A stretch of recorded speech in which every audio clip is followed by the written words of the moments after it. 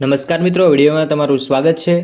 સુરત જિલ્લાના બારડોલી ખાતે ભાજપના હોદ્દેદારનો મહિલા સાથે વિભિન્ન વિડીયો વાયરલ થયો છે, જે વિડીયોને લઈ અને રાજકીય માહોલ ગરમાયું હતું।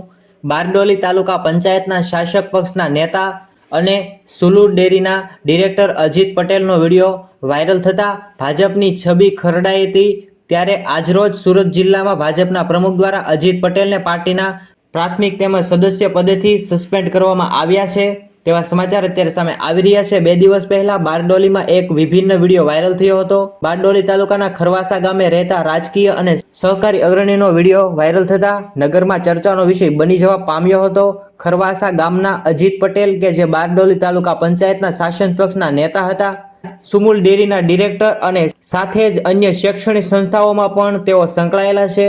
અજીત પટેલ એક ઘરના વાડા પાછળ મહિલા સાથે વિભિન્ન વર્તન કરતા હોવાનો વિડીયો જિલ્લામાં વાયરલ થયો હતો। ભાજપના અગ્રણીઓનો એક બાદ એક વિડીયો અને ફોટાઓ વાયરલ થવાની ઘટનાને લઈ અને ભાજપની છબી પણ ખરડાઈ હતી। આ દ્વારા અજીત પટેલને પાર્ટીના પ્રાથમિક તેમજ સદસ્ય પદેથી સસ્પેન્ડ પણ કરવામાં આવ્યા છે તેવા અત્યારે સમાચાર સામે આવી રહ્યા છે। મિત્રો,